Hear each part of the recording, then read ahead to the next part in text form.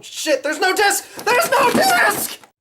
Hello, I'm Pluto Burns, and today on Game Shelf we're talking about Hellblade Senua's Sacrifice. Hellblade just came out for PS4 and PC and was released by Ninja Theory, the developers of Heavenly Sword, Enslaved Odyssey to the West, DMC Devil May Cry, and Disney Infinity 3.0? Oh! Senua's Sacrifice focuses on Senua's journey to hell to rescue her boyfriend. Nice little inversion there. She also suffers from psychosis. So it's gonna be a weird journey. The gameplay is a combination of hack-and-slash combat, because she is in the time of the Vikings, with some puzzle solving and, actually basically a walking simulator. Yeah, I know walking simulators get a bad rap, but that's what a good chunk of this game is, just walking through the environments and looking at the pretty scenery. And it's some damn pretty scenery, especially for a game that was released with no publisher and a very small team. I don't think this thing is called indie, but it's certainly not AAA, whatever that means. So apart from the walking around, you do solve some puzzles. These are mostly perspective puzzles, sort of like the Riddler trophies in some of the Arkham games where you have to line up the building so you can see the Riddler marking. Yeah, those aren't really too great.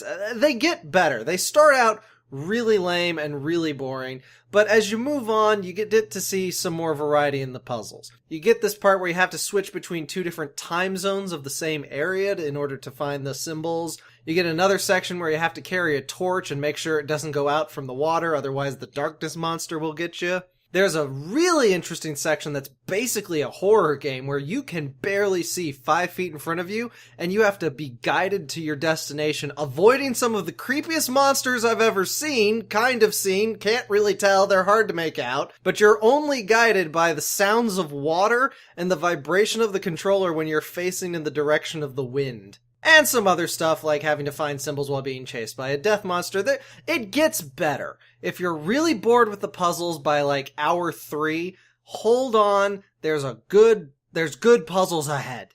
Now apart from that, there's the combat, which is hack and slash with light and heavy attacks and dodging and blocking and countering and counter hits and time slowing down, actually. This is all really standard stuff, and it's not a really deep combo list, but the combat itself is very visceral and satisfying. The thunks with the sword are nice, especially with the counters. Where's he going?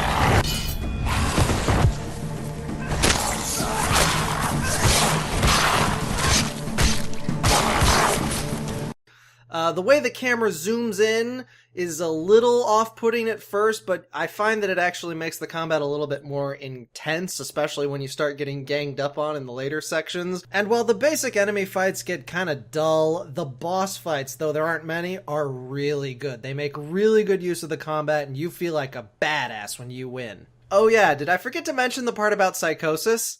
Oh, I didn't? I mentioned it at the beginning of the video. Well, shit! Senua suffers from psychosis, which she doesn't actually call it that. She calls it the darkness creeping in because, she's in the time of Vikings. Psychosis is not a word.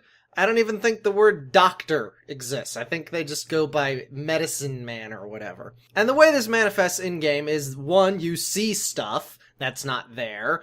You get weird camera filters on stuff. There's one section where the trees have frickin' eyeballs on them. That creeped me the hell out. And you've got all these voices in your head shouting encouragement, or not encouragement, actually insulting you. And there's one voice that sort of narrates more what your past history is to you, because you, the player, are a voice in Senua's head. It's heady stuff, and I actually really like it. Like, the voices are always with you, and you just sort of get used to them as a player. You should really play this game with headphones. This is a headphones game. I don't care if you got it on console, you can plug it into the bottom of the controller. Do it. You need that 3-dimensional sound because they recorded it that way. So you'll have one voice on your left saying, oh, why did she do that? And the other voice, no, she had to do that. It's weird, and there were a couple times where the voices killed me. I was supposed to run a certain way on a time limit, and I did not have a lot of time, but a voice said, you're going the wrong way, and I panicked, and I ran the other direction, which was a dead end, and then I had to run back, and I died, and it It's a very effective way of conveying what it's like to have psychosis. And you can tell that they put their work in because the main menu has new game, options, and documentary on our work and research into psychosis. They ran this stuff by people with psychosis and people who study psychosis. So they've done their homework. In fact, that's probably the most interesting thing about Hellblade Senua's Sacrifice. If I'm being frank, it's nothing particularly special in any sense of the gameplay department. It's very well executed atmosphere and storytelling, but from a gameplay perspective, it's nothing special, but that story is so interesting. I can't honestly say that I ever, before playing this game, gave any thought to what it would be like to have psychosis. For your brain to lie to you. For your brain to not be trustworthy.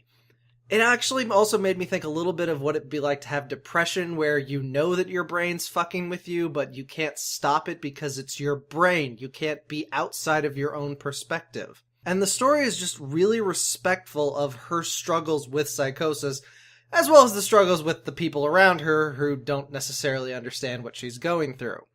So yeah, that's what this game gets my full recommendation for. The story, you should play this for the story. And it's cheap. It's $30. Ninja Theory self-published it. They didn't go through like Sony or whatever. They just did this themselves, which is why there's no disc, because it's digital only. But yes, very good game. I give this game a Spec Ops: The Line out of 10.